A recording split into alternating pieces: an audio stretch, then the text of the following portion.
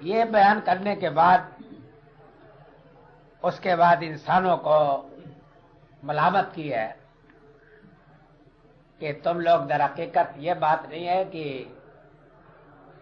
آخرت کی اور جزا و سزا کی دلیل واضح نہیں ہے، بلکہ یہ ہے کہ چونکہ آخرت کو ماننا تمہارے دلوں پر بڑا شاق ہے اور تم یہ سمجھتے ہو کہ اس کو ماننے کے بعد تو اپنے اوپر بہت سی قاعدے عائد کر لینی پڑے گی، اس لیے ماننا نہیں چاہتے۔ اب یہ کہ جب ماننا نہیں چاہتے تو اپنی خواہش کے حق میں کوئی دلیلیں ایجاد کرتے ہو، تو جو دلیلیں ایجاد کی جاتی ہیں ان دلیلوں کی جو حقیقت ہوتی ہے وہ آپ کو معلوم ہے کہ ظاہر ہے کہ وہ اپنی عقل کے خلاف بعض اپنی خواہش کی پاسداری میں آدمی کرنے کی کوشش کرتا ہے۔ تو یہ سمجھ کر کے اب مثلا یہ ہے کہ جو لوگ آخرت کو جھٹلاتے تھے تو وہ یہ بھی کہتے تھے کہ بھلا تم بتاؤ کہ کیا اتنی مخلوق بے شمار ہے، اتنی تمام مخلوق کا حساب کتاب کرنا کوئی آسان کام ہے؟ کون اتنا فرصت رکھتا ہے کہ حساب کتاب کر سکے گا جس کے لیے ابھی سے اس کے لیے اہتمام کی ضرورت ہے؟ ظاہر ہے کہ یہ کوئی عقلی دلیل نہیں، یہ اپنے اندر جو خواہش ہے اس خواہش کے لیے ایک بہانہ سازی ہے، ورنہ حقیقت یہ ہے کہ اسی کو اللہ نے کہا کہ ذالک عشر لینا یسیر، یہ جمع کر لینا سب کا اکٹھا کرنا ہمارے بائیں ہاتھ کا کھیل ہے۔ تو کیا کوئی چیز ہم سے مخفی نہیں ہے، ہر چیز ہم بڑی آسانی سے کر لیں گے۔ تو اس طریقے کی جو باتیں کہی جاتی تھی یہ سخن سازی تھی۔ تو یہ فرمایا کہ سخن سازیوں سے حقیقت کو جھٹلانے کی کوشش نہ کرو، حقیقت اپنی جگہ پر حقیقت ہے، حقیقت کا مواجہہ کرنا چاہیے، اس کو جھٹلانے کی کوشش نہیں کرنی چاہیے۔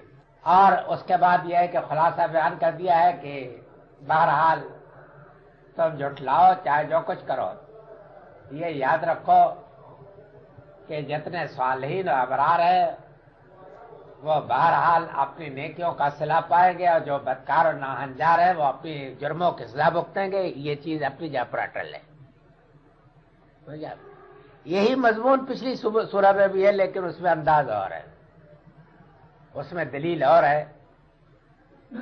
اب یہ ہے کہ قرآن مجید گناگوں پہلوؤں سے ان تمام صورتوں میں آخرت کو ثابت کر رہا ہے کہ آخرت شدنی ہے، اٹل ہے، وہ ہو کے رہے گی۔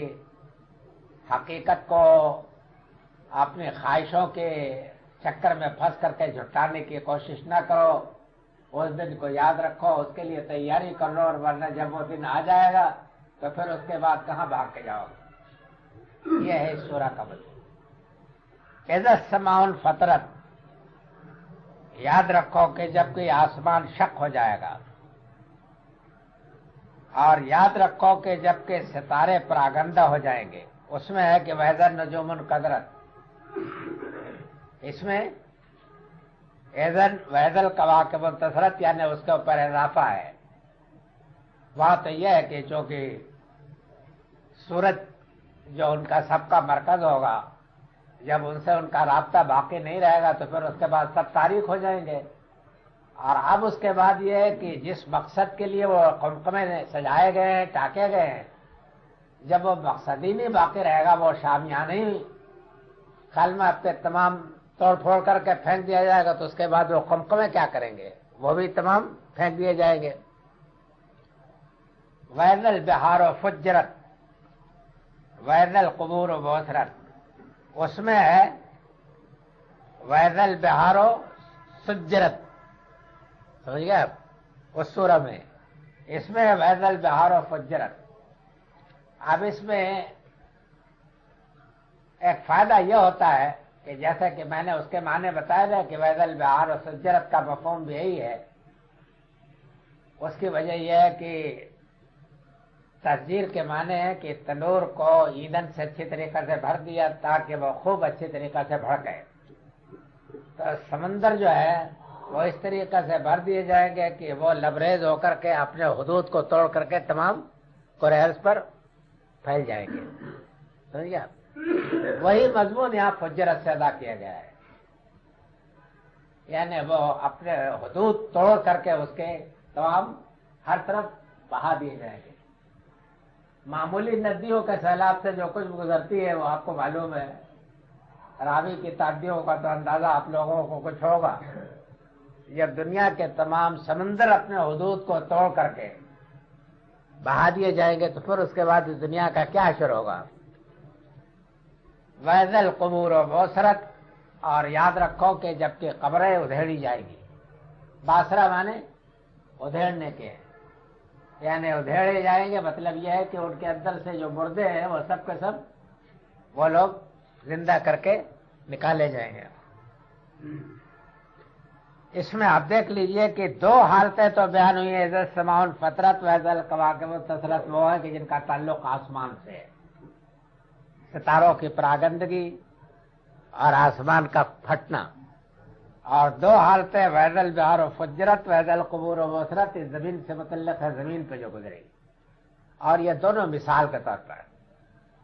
اسی سے اندازہ کیجئے کہ جب آسمان پھٹ جائے گا، ستارے منتشر ہو جائیں گے اور سمندر جو ہے وہ تمام بہا دیے جائیں گے اور قبریں ادھیڑی جائیں گی، تو پھر اس کے بعد بقیہ دنیا پر کیا گزرے گی۔ یہ دونوں مثال کے طور پر۔ فرمایا کہ علمت نفسم، تب جانے گی ہر جان جو کچھ کہ اس نے آگے بڑھایا ہے اور جو کچھ کہ اس نے پیچھے چھوڑا ہے۔ کہ مطلب کیا ہے؟ ظاہر ہے کہ اس کا مطلب ہے کہ اب انجام بھگتے گی اپنے کیے کا۔ جو کچھ آگے بڑھایا یعنی مطلب یہ ہے کہ جو کچھ وہاں کے لیے، یا لیتنی قدمت لحیاتی کہیں گے نا، کہ اس دن وہ لوگ کہ جنہوں نے دنیا میں کوئی نیکی نہیں کمائی، وہ کہیں گے کہ اے کاش کہ ہمیں پھر جانا ہوتا دنیا میں تاکہ ہم اپنی اس آخرت کی زندگی کے لیے کچھ کرتے۔ تو ما قدمت یعنی جو کچھ کہ انہوں نے آخرت کے لیے اپنے کیا ہے، وہ ما اخرت، اور جو کچھ کہ انہوں نے پیچھے نظر انداز کیا ہے، یعنی کرنا چاہیے تھا اور نہیں کیا ہے، تو سب کا مزہ ان کو مل جائے گا۔ اس کے بعد اب فرمایا کہ یا ایھا الانسان ما غرک بربک الکریم، مخاطب ظاہر ہے کہ وہی لوگ ہیں، یعنی وہی قریش کے لیڈر ہی، لیکن لفظ عام کر دیا ہے، اے انسان، سمجھ گیا؟ اے انسان، اس کی وجہ یہ ہے کہ یہ بات جو ہے سب کو مخاطب کر کے کہنے کی ہے، سب کو یہ سننی چاہیے، سب کو یہ سمجھنا چاہیے، اس لیے کہ سب کے ساتھ خدا کا معاملہ اور خدا کا اصول ایک ہی ہے۔ فرمایا کہ اے انسان، ما غرک بربک الکریم، کس چیز نے تجھ کو دھوکے میں ڈال رکھا ہے اپنے خداوند کریم کے بارے میں۔ سمجھ گیا؟ بڑا بلیغ فقرہ ہے، یعنی مطلب یہ ہے کہ میری کریمی نے تم کو دھوکے میں ڈال رکھا ہے۔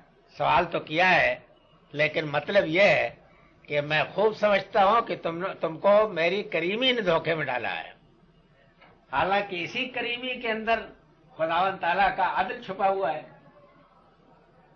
سمجھ گیا؟